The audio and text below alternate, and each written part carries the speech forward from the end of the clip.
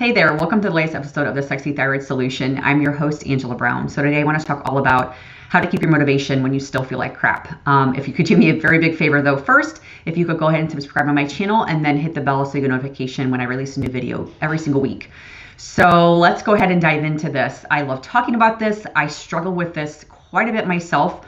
When you have hypothyroidism, there's a lot more days than not that you don't feel like crap. You have a lot of days where you just feel pretty lousy, and some days it makes it very, very difficult to stay motivated. So I wanted to give you a few of the tips that personally work for me and that I work with my clients on.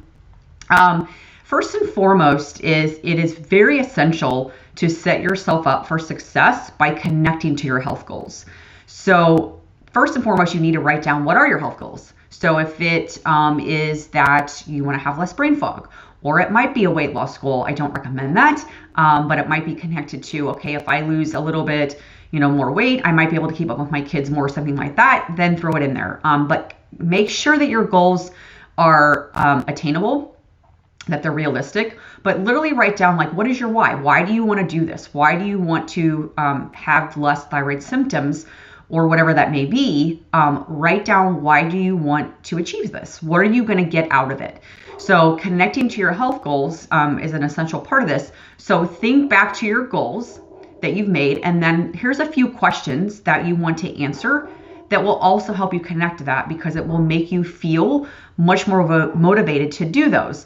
So first question is, what sort of person will you be when you accomplish your goals? This is a very, very important piece. I know for me personally, when I had my health goals of what I wanted to achieve, once I started thinking about and kind of visioning, like, okay, when I no longer have brain fog and when I have my energy back, I will be this, and this type of person. At that time, I was practicing as a physical therapist and I could not keep up with my job. It was very, very difficult. So I had a lot of goals around, I want to be able to like function at work and not have to take a nap in the middle of the day. So think about things like that, like who are you going to be? So when you attach something to your goal, to who you're going to be, it makes it much easier to stay motivated. Even when you're feeling like dirt, you at least think of, okay, what I'm doing this because I am doing this for X, Y, and Z. This is who I want to be. Then the other piece of it is, why is it important to you to be that person? So connect to that as well. Who else will it benefit? So like for me at that time, I was struggling in my job because I was exhausted all the time. I could barely function. And it was important to me to not have those anymore. I wanted to be there for my clients. I wanted to be there for my patients. I wanted to be able to help people more. And it also benefited people around me, my friends, my family, because I could actually like engage in conversations and not have brain fog. So think about things like that, like what other parts, why else are you doing it? Why is it important for you to do that? And then also look at and analyze, what skills and knowledge do you already have to achieve your goals? This is actually a very important piece that people often don't do.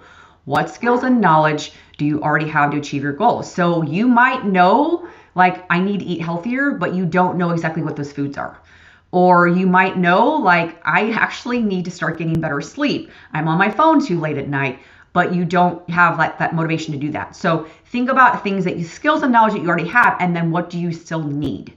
So there's going to be different areas for different people of what else you still need. Write those down, because it will help you stay a little bit more motivated too when you're like, oh, you know what? I actually know this part already.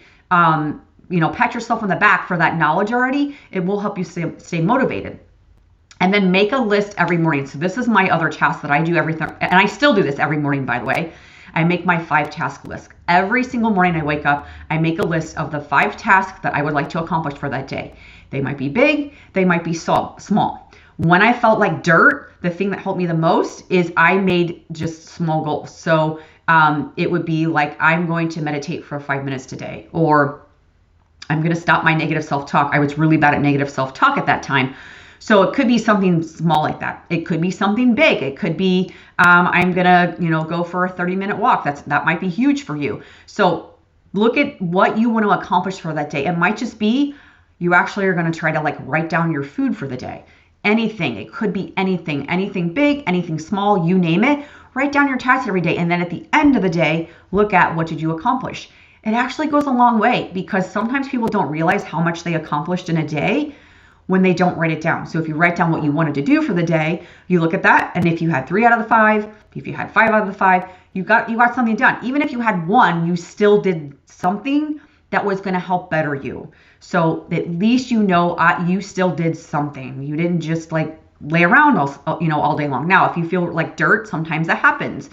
But it may be that you might just have goals that are too big, or you haven't set yourself up with those 5 daily tasks. So write down your 5 daily tasks. It really does help. And then have your schedule plan. So every single day, at the end of the day, I also kind of have a general guideline, like write out what I'm going to do the next day, what my schedule is. Now, life happens, things get in the way. But like when I had brain fog, I didn't want to have to think about when I woke up in the morning, okay, what do I have to do today?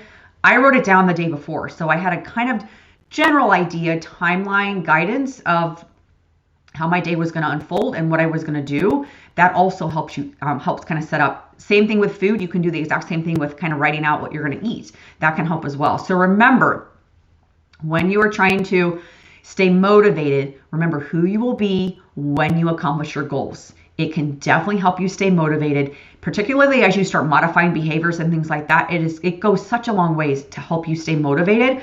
I highly suggest it. Probably my biggest one will be, though, write down your 5 daily tasks. It's such an important piece. I feel like that helps people stay motivated, because at the end of the day, you can look at your list. And if you see a recurring theme, then you can go, I write this down every day and I'm not doing this. So maybe I need to either change that, or I actually need to start working on that. So it just really helps with that motivation, because you know things that you actually want to really work on that apply to you. So let me know if you have any questions with this. Drop a comment below too. What helps you stay motivated? I would love to know. And I will see you guys on the next video. Bye.